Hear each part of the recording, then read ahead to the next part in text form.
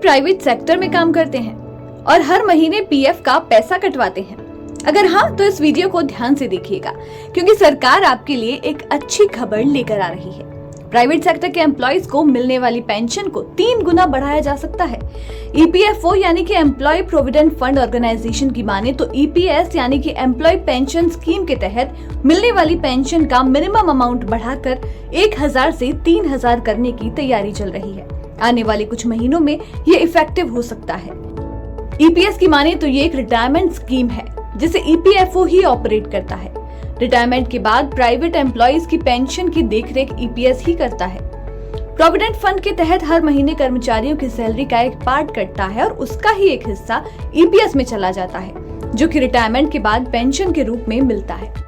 फिलहाल ईपीएफ में एम्प्लॉयर के 12% योगदान में से 8.33% ईपीएस में चला जाता है, जबकि बचा हुआ 3.67% ईपीएफ में ही रह जाता है।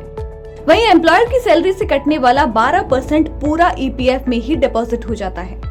अब मिनिमम पेंशन अमाउंट को बढ़ाने को लेकर एक अधिकारी ने कहा कि ये काफी टाइम से पेंडिंग है और इस पर विचार विमर्श किया जा रहा है। बता दें कि 2020 में मिनिस्ट्री ऑफ लेबर ने फाइनेंस मिनिस्ट्री के सामने न्यूनतम पेंशन को 2000 करने का प्रपोजल रखा था, मगर इसके लिए अलग बजट चाहिए था और इसे मंजूरी नहीं मिल पाई थी। हालांकि रिटायर्ड एम्प्लॉइज की ये मांग थी कि इसे बढ़ा करके 7500 रुपए प्रति माह कर दिया जाए।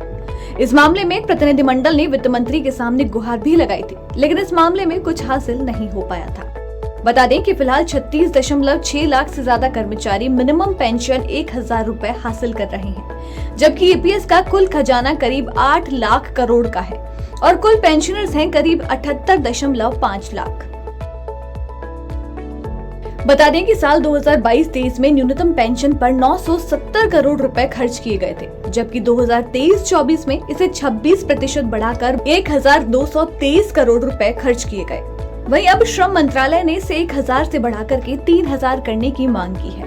ऐसे में सरकार पर 3 गुना खर्चा भी बढ़ेगा, लेकिन इस महंगाई के दौर में 1000 की पेंशन से लोगों का गुजारा मुश्किल है।